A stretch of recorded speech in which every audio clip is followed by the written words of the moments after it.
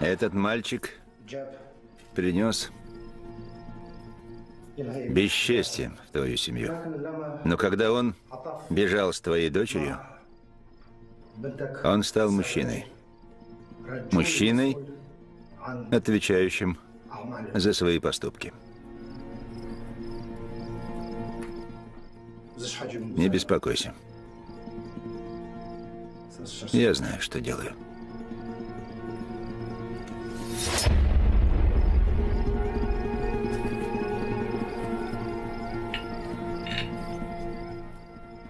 Шейх, честь твоей дочери не запятнана.